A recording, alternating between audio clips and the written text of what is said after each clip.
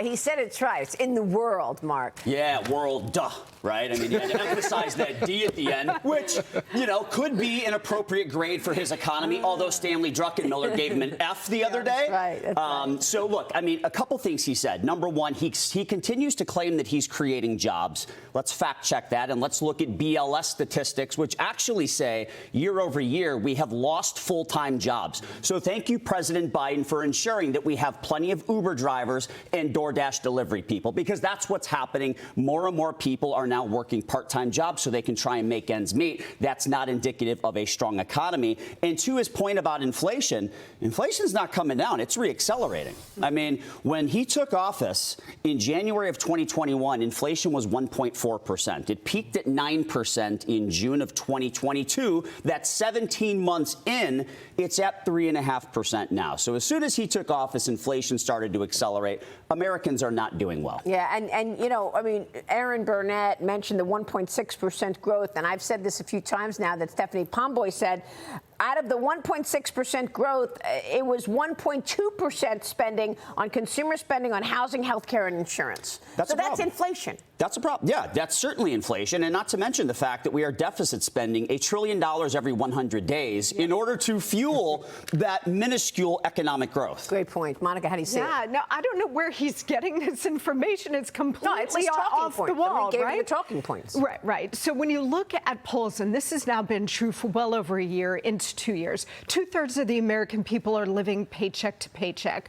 2/3 of the actually 3/4 of the American people have a negative view of the overall economy, and 3/4 of the American people blame Joe Biden, because now we have back-to-back presidencies where we had a robust economy with robust growth, unemployment at or near historic lows under President Trump, and little to no inflation. And President Trump did that with a pro-growth economic agenda of tax cuts, regulatory reform, fair trade deals, and unleashing our great energy sector. Joe Biden did the exact opposite, and now we have this economic disaster. By the way, one of the biggest mistakes probably is his strangling of business with all of the regulations, new rules because of the climate change agenda. Yeah.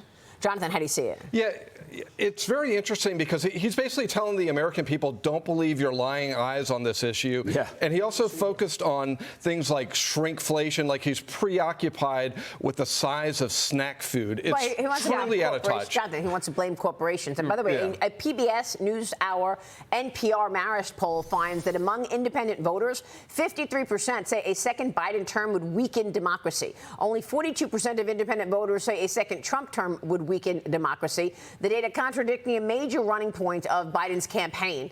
Vice President Kamala Harris commenting on former President Trump about it yesterday. Watch this. On the other side, you have the former president who openly admires dictators and has said he'll be a dictator on day one.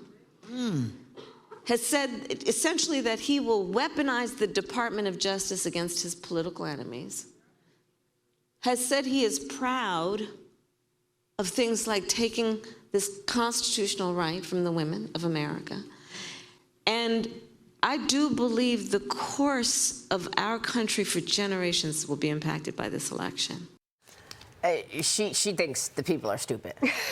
What else can you say about All that? they've done is insult the intelligence of the American people for the last 3.5 years, right?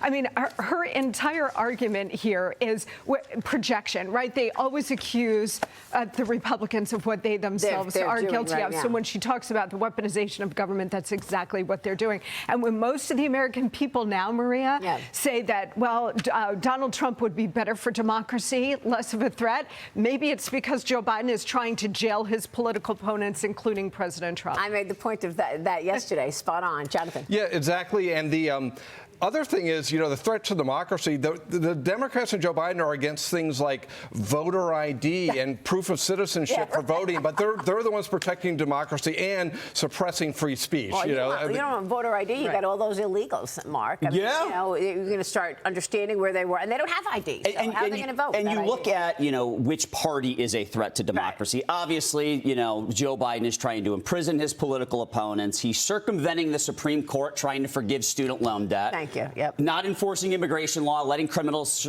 come into our country, and with fentanyl and human trafficking. I mean, the list is endless. It's disturbing, actually.